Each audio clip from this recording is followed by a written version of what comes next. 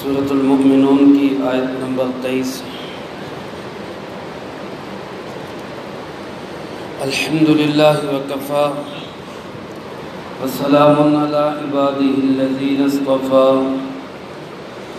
خصوصاً علی سید الرسل وخاتم الانبیاء وعلی آلہ واصحابہ الاتقیاء۔ اما بعد فاعوذ باللہ من الشیطان الرجیم، بسم اللہ الرحمن الرحیم۔ وَلَقَدْ أَرْسَلْنَا نُوحًا إِلَىٰ قَوْمِهِ فَقَالَ يَا قَوْمِ اعْبُدُوا اللَّهَ مَا لَكُمْ مِنْ إِلَٰهٍ غَيْرُهُ أَفَلَا تَتَّقُونَ۔ فَقَالَ الْمَلَأُ الَّذِينَ كَفَرُوا مِنْ قَوْمِهِ مَا هَٰذَا إِلَّا بَشَرٌ مِثْلُكُمْ يُرِيدُ أَن يَتَفَضَّلَ عَلَيْكُمْ وَلَوْ شَاءَ اللَّهُ لَأَنزَلَ مَلَائِكَةً مَّا سَمِعْنَا بِهَٰذَا فِي آبَائِنَا الْأَوَّلِينَ إِنْ هُوَ إِلَّا رَجُلٌ بِهِ جِنَّةٌ فَتَرَبَّصُوا بِهِ حَتَّىٰ حِينٍ۔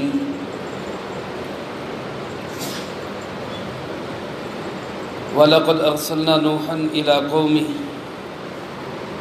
اور یقیناً ہم نے بھیجا نوح علیہ السلام کو ان کی قوم کی طرف۔ فقال یا قوم اعبدوا اللہ، انہوں نے کہا ہے میری قوم اللہ ہی کی عبادت کرو۔ ما لکم من الہ غیرہ، اس کے سوا تمہارے لیے کوئی معبود نہیں۔ افلا تتقون، کیوں نہیں تم ڈرتے؟ فقال الملأ الذین کفروا من قومہ، کہنے لگے ان کی قوم کے سرداران جو کافر تھے، ما ھذا الا بشر مثلکم، نہیں ہے یہ مگر ایک انسان تمہارے جیسا، یرید ان یتفضل علیکم، جو تم پر برتری چاہتا ہے۔ ولو شاء اللہ لانزل ملائکہ، اور اگر اللہ کسی کو بھیجنا چاہتے تو وہ فرشتوں کو بھیجتے۔ ما سمعنا بہذا فی آبائنا الاولین، یہ بات نہیں سنی ہم نے اپنے پہلے آباء و اجداد میں۔ ان هو الا رجل بہ جنہ، کچھ نہیں سوائے اس کے کہ یہ ایک ایسا آدمی ہے جس کو جنون لاحق ہے۔ فتربصوا بہ، بس انتظار کرو اس کے متعلق، حتیٰ حین، یہاں تک کہ کوئی وقت آ جائے۔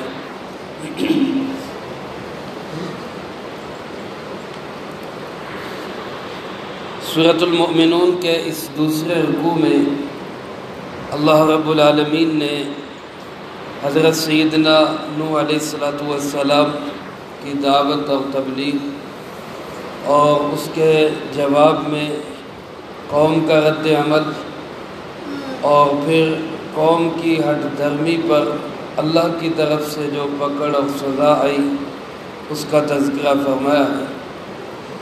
اس سے پہلے جو سورۃ مومنون کا پہلا رکوع تھا اس میں انسان کی فلاح و بہبود کے لیے 7 نکاتی ایک پروگرام دیا گیا، اور اس کے ساتھ انسان پہ ہونے والی مادی نعمتوں کا ذکر تھا، اور انہی انعامات میں آخر میں ایک نعمت آئی کہ تم ان جانوروں پر اور کشتیوں پر سوار ہوتے ہو، تو کشتی کا تذکرہ آیا۔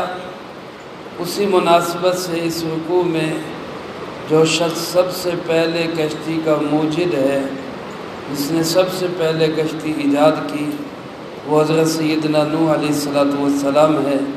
اس مناسبت سے اب ان کا تذکرہ ہے۔ اس لحاظ سے یہ مضمون آپس میں باہمی مربوط اور ربط شدہ ہے، بے تعلق نہیں، ورنہ کوئی کہے کہ جناب ایک دم باتیں وہ ہو گئی تھی اور ادھر نوح علیہ السلام کا قصہ شروع ہو گیا، تو یہ ایسا نہیں۔ قرآن کریم کا ہر موضوع اور مضمون، ہر آیت اور سورت اور رکوع وہ پچھلے مضمون کے ساتھ جڑی ہوئی اور مربوط ہے۔ قرآن کریم بے ربط کلام نہیں ہے، کوئی بات ادھر سے لے لی کوئی ادھر سے لے لی، ایسا نہیں ہے۔ اللہ کا کلام ہے اور انتہائی ربط والا کلام۔ میرے شیخ و مرشد، میرے معلم اور روحانی فرزند، روحانی باپ حضرت سیدنا مولانا مفتی عبدالستار رحمہ اللہ تعالی رحمۃ واسعہ، اللہ ان کی قبر پہ کروڑوں رحمت نازل فرمائے، وہ فرمایا کرتے تھے کہ یہ دونوں مضمون آپس میں بہت زیادہ جڑے ہوئے ہیں، اس لحاظ سے کہ پہلے بھی نعمتوں کا تذکرہ ہے اور اس رکوع میں بھی نعمت کا ہی تذکرہ ہے۔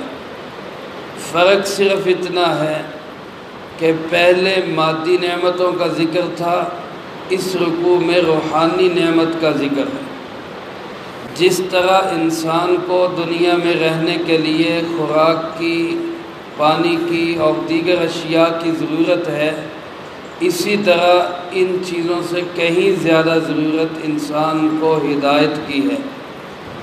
تو جو نعمتیں اللہ رب العالمین کی مادی نعمتیں ہمارے جسم کے لیے بنی ہیں، وہ بھی انعامات خدا بندی ہیں، اور یہ جو روحانی نعمت ہے جس کے لیے اللہ رب العالمین نے انبیاء علیہ السلام کو بھیجا، جو ہدایت کی محنت لے کر آئے، یہ سب سے بڑی نعمت ہے۔ اس لیے اللہ پاک نے ان مادی انعامات کا تذکرہ کرنے کے بعد اس رکوع میں اب روحانی انعامات کا تذکرہ شروع کیا۔ فرمایا کہ انسانوں کی روحانی ضروریات کو پورا کرنے کے لیے اور ان کی روح کی پیاس کو بجھانے کے لیے اللہ رب العالمین نے حضرت سیدنا نوح علیہ السلام کو بھیجا۔ حضرت نوح علیہ السلام سے اس لیے تذکرہ شروع کیا گیا، قرآن کریم میں کئی جگہ پر انبیاء علیہ السلام کے واقعات کا سلسلہ انہی سے شروع ہوتا ہے، کیونکہ ایک لحاظ سے یہ کائنات میں سب سے پہلے رسول ہیں۔ رسول اللہ صلی اللہ علیہ وسلم کی جو حدیث شفاعت ہے، جو طویل حدیث ہے، قیامت کے دن لوگ انبیاء علیہ السلام کے پاس سفارش کے لیے آئیں گے، تو اس حدیث پاک میں بھی تذکرہ ہے، جب لوگ حضرت نوح علیہ السلام کے پاس آئیں گے تو ان سے آ کے کہیں گے انت اول الرسل، آپ سب سے پہلے رسول ہیں۔ کس اعتبار سے؟ کہ ان تک حضرت آدم علیہ السلام سے لے کر حضرت نوح علیہ السلام تک اور بھی کئی انبیاء علیہ السلام تشریف لائے، لیکن تب تک دنیا کے اندر ہدایت ہی ہدایت تھی، گمراہی نہیں تھی۔ وہ جتنے بھی انبیاء علیہ السلام تشریف لاتے وہ صرف زندگی گزارنے کا طریقہ سکھاتے، کاشتکاری سکھاتا ہے، کوئی کپڑا سلائی سکھاتا ہے، کوئی اور چیزیں سکھاتا ہے، کھانا پکانا، یہ ساری چیزیں ہو رہی، لیکن گمراہی نہیں ہے، شرک نہیں ہے، کفر نہیں ہے، سب ایک ہی دین پر ہے۔ حضرت نوح علیہ السلام کے زمانے سے ذرا پہلے شرک شروع ہوا، بزرگان دین کی تصویروں سے شرک شروع ہوا، اور پھر ان کے زمانے کے اندر شرک عروج پر پہنچا۔ تو اس شرک کی بے کنی کے لیے اور شرک کے خلاف توحید کی دعوت دینے کے لیے سب سے پہلے جو نبی اور رسول اللہ پاک نے بھیجے وہ حضرت سیدنا نوح علیہ السلام، اس اعتبار سے ان کو سب سے پہلے ذکر کیا جاتا ہے۔ تو اللہ پاک فرماتے ہیں ہم نے نوح علیہ السلام کو بھیجا، وَلَقَدْ أَرْسَلْنَا نُوحًا، جیسے اے پاک پیغمبر صلی اللہ علیہ وسلم آپ کو ہم نے بھیجا ہے، اسی طرح نوح علیہ السلام کو بھی یقیناً ہم نے ہی بھیجا تھا۔ فرق یہ ہے کہ آپ کی بعثت ہوئی ہے تمام انسانیت کی طرف۔ رسول اللہ صلی اللہ علیہ وسلم نے فرمایا، اللہ پاک نے فرمایا آپ فرما دیجئے کہ میں ساری انسانیت کی طرف رسول بنا کے بھیجا گیا، کافۃ للناس، اور آپ کے مخاطب بھی سارے انسان ہیں، یا ایھا الناس، اے ساری دنیا کے انسانوں۔ لیکن نوح علیہ السلام جو بھیجے گئے وہ اپنی قوم کی طرف، فرمایا ارسلنا نوحا الی قومی، ان کی قوم کی طرف بھیجا۔ آپ صلی اللہ علیہ وسلم تک جتنے بھی انبیاء علیہ السلام تشریف لائے بشمول حضرت موسیٰ اور عیسیٰ علیہ السلام، وہ سب قومی نبی تھے۔ رسول اللہ صلی اللہ علیہ وسلم بین الاقوامی نبی، تمام قوموں کے نبی، تمام علاقوں کے نبی، تمام زمانوں کے نبی۔ جب پوری کائنات کا کوئی خطہ خالی نہیں جہاں پہ آپ کی نبوت نہ ہو تو پھر کسی اور کی گنجائش رہتی نہیں۔ رسول اللہ صلی اللہ علیہ وسلم آخری پیغمبر ہیں اور عالمی پیغمبر۔ حضرت نوح علیہ السلام اپنی قوم کی طرف آئے اور انہوں نے اپنی قوم کو ہی دعوت دی، یا قوم، اے میری قوم۔ سب سے پہلے دعوت کیا دی؟ اعبدوا اللہ ما لکم من الہ غیر، اللہ ہی کی عبادت کرو، اس کے سوا تمہارا کوئی معبود نہیں۔ یہ دعوت توحید ہے، اللہ کو ایک مانو، اللہ ہی کی عبادت کرو، اس کے سوا کوئی الہ نہیں۔ الہ اس ذات کو کہا جاتا ہے جس کی طرف انسان مشکل میں نظریں اٹھائے، جس کی طرف مشکل میں ہاتھ اٹھائے، جو مشکلات، پریشانیوں، دکھوں، تکلیفوں میں کام آنے والا ہو۔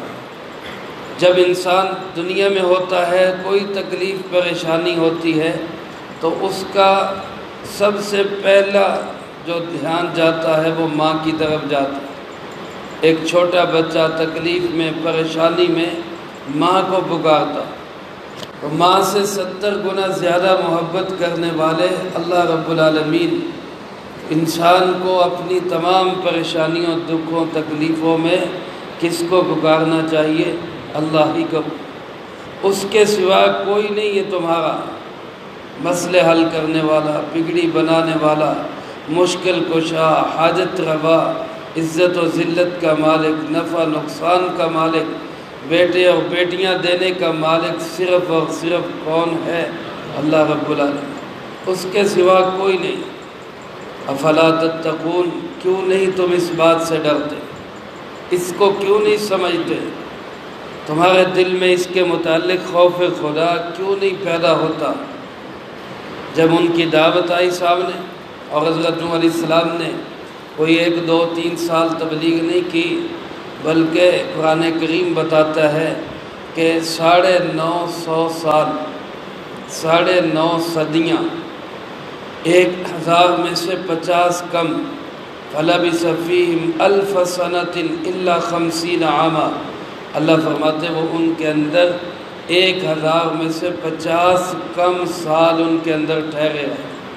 9.5 صدیوں کی تبلیغ ہے، اور ہر طرح کی تکلیفیں سہی، مارا پیٹا، پتھر مارے، اتنا مارتے کہ مار مار کے لہو لہان کر دیتے، لیکن اللہ کا نبی حوصلے کے ساتھ، استقامت کے ساتھ اور پورے شرح صدر کے ساتھ تانے مینے، طنز تشنیع، مار پیٹ سب برداشت کرتے ہوئے اپنے کام میں لگا ہوا۔ اللہ ایک ہے، اس کے ساتھ کوئی شریک نہیں۔ جب دین کی دعوت چلتی ہے، اللہ کے نظام کی بات ہوتی ہے، اور ایک زمین پر اللہ کا نظام چلنے کے لیے کہا جاتا ہے، تو جو اس علاقے کے سرمایہ دار، جاگیردار، وڈیرے، چودھری اور نواب ہوتے ہیں، ان کے مفادات پہ زد پڑتی ہے۔ ان کو نظر آتا ہے کہ یہ تو ہمارا کام بگڑ جائے گا، ہم نے تو لوگوں کو اپنا غلام بنایا ہوا ہے، اور یہ دعوت دینے آگے کہ کوئی کسی کا غلام نہیں، سب غلام ہیں، تو صرف کس کے غلام ہیں؟ اللہ کے غلام ہیں۔ اور یہ تو ہمارے سارے جو ہے کیے کرائے پہ پانی پھیرے گا۔ تو سب سے پہلے اللہ کے نبیوں کی مخالفت قوم کے سربراہ لوگ کرتے ہیں، سردار کرتے ہیں، وڈیرے کرتے ہیں، نواب کرتے ہیں، وہ سب سے پہلے مخالفت۔ چنانچہ اللہ پاک فرماتے فقال الملا، سردار ملا کہتے ہیں بڑے لوگوں کو دنیا کے اعتبار سے جو بڑے ہوں، فرمایا وہ لوگ سب سے پہلے، اور ان میں سے بھی الذین کفروا من قومی، ان کی قوم کے جو کافر سردار تھے انہوں نے سب سے پہلے قوم سے کہا ما ھذا الا بشر مثلکم، اس میں اور تم میں فرق کیا ہے؟ یہ تمہارے جیسا انسان ہے، یہ کیسے کہہ سکتا ہے میں اللہ کا نبی ہوں؟ اس کو کون سے کوئی خواب کے پر لگ گئے، یا اس کے پاس کون سا کوئی بہت بڑا دولت اور سرمایہ آ گیا کہ یہ اس کے بل بوتے پہ کہتے ہیں میں اللہ کا نبی ہوں؟ فرق کیا ہے اس میں اور تم میں؟ یہ تمہارے جیسا ہو کر، یہ غریب مسکین ہو کر، یہ چٹائی پہ بیٹھنے والا ہو کر، یرید ان یتفضل علیکم، یہ تمہارے اوپر برتری چاہتا ہے، یہ چاہتا ہے کہ میں خود سردار بن جاؤں۔ حالانکہ اللہ کے نبیوں کی دعوت بے لوث ہوتی تھی، کوئی لالچ نہیں ہوتا تھا اس میں، وہ صرف اللہ کی زمین پر اللہ کے نظام کے لیے آتے تھے، ہر مظلوم کی حمایت کرتے تھے، ہر ظالم کا ہاتھ روکتے تھے۔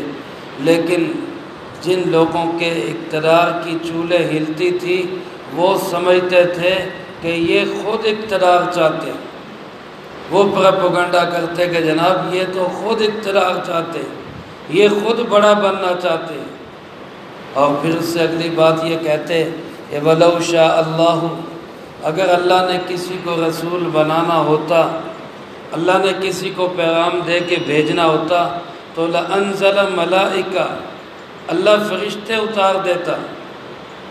رسول اللہ صلی اللہ علیہ وسلم کو بھی یہی کہا گیا کہ جناب اگر واقعی قرآن سچی کتاب ہے تو مکہ اور طائف کے کسی بڑے آدمی پہ کیوں نہیں آئی؟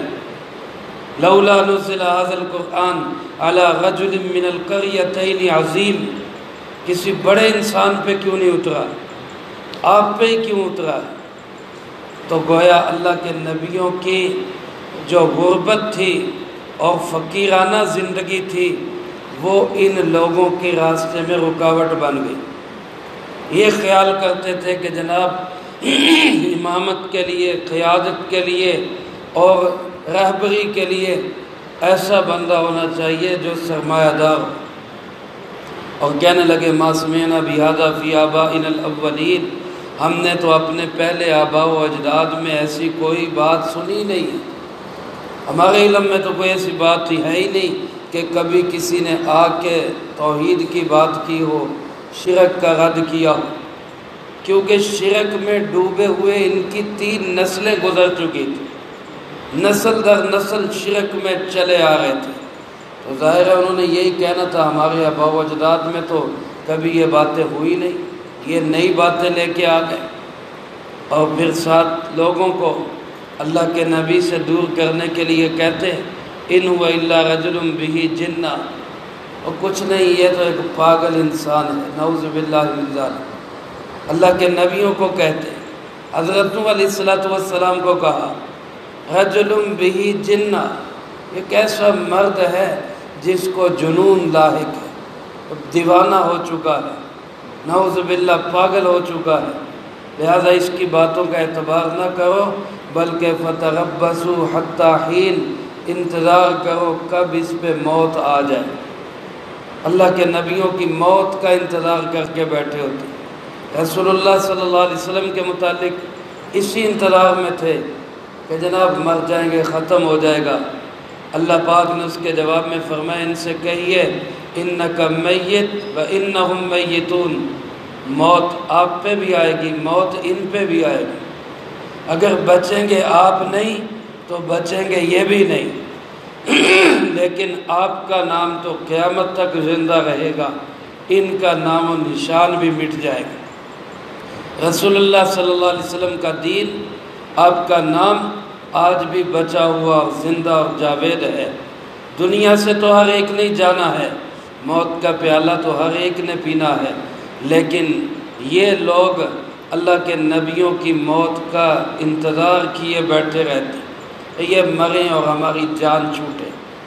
آج جب اہل علم اور اہل علماء اور دیندار لوگ دین کی طرف بلاتے ہیں تو لوگ اسی تمنا میں یار یہ کسی طرح مرے اور ہماری جان چھوٹے، لیکن میرے بھائیوں اللہ کا دین ہے، قیامت تک رہے گا، نجات اسی کے اندر ہے، کامیابی اسی کے اندر ہے، اور ہمارے دنیا آخرت کی فلاح وہ انہی روحانی انعامات کے استعمال کے اندر ہے۔ اللہ مجھے آپ کو سب کو ہدایت کی نعمت کی قدر کرنے کی توفیق عطا فرمائے۔